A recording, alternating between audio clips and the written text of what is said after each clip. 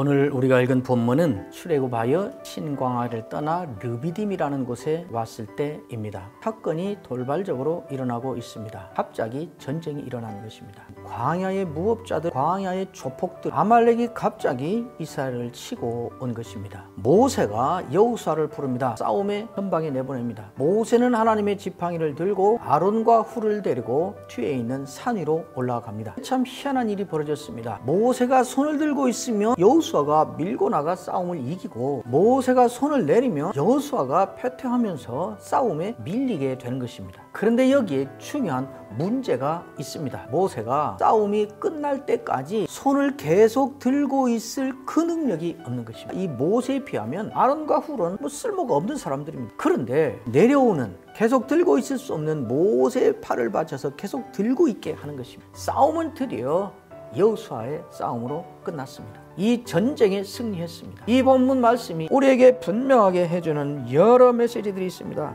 첫 번째는 역사를 주관하고 역사를 진행하는 주인이 누구인가? 모세를 통하여 이 싸움에 이름이 지어집니다. 여호와 니시, 하나님이 우리의 깃발이다. 이 전쟁은 여호수아의 전쟁도 아니고 모세의 전쟁도 아니고 아론과 훌의 전쟁도 아니고 이스라엘 백성의 전쟁도 아니고 하나님의 전쟁, 하나님이 싸우신 싸움이었다.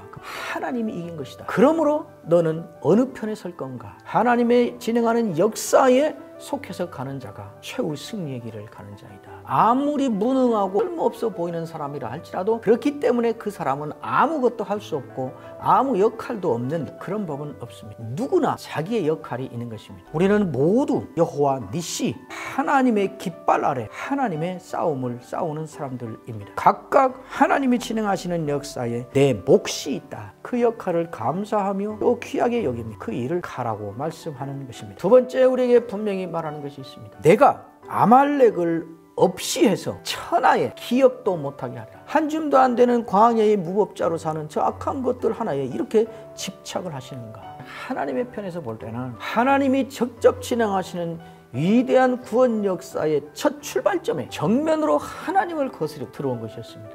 아말렉 족속은 자기도 모르는 사이에 참으로 무서운 일을 범하게 된 것입니다. 우리도 그럴 때가 있습니다. 어느 때는 내 혈기 한번 풀자고, 내 답답한 속 한번 시원하게 하자고 막 말을 쏟아낼 때가 있습니다. 우리는 모른 채 그렇게 합니다. 늘 조심해야 됩니다. 내가 하는 이 말, 내가 하는 이 행동, 내가 욱해서 저지르는 이 처신들이 사실은 얼마나 무서운 의미를 가질 수 있는가 살펴보는 신중함을 우리가 가져야 되는 것입니다. 하나님의 가치가 어디에 주어지고 있는가, 그걸 따라서 그 길이 어떤 길인지 우리는 가야 되는 것입니다. 그것이 우리의 신자로서의 명예로운 길인 것입니다. 우리 모두 다 이 길을 가는 영광과 명예를 누리게 되기를 주의 이름으로 축원합니다.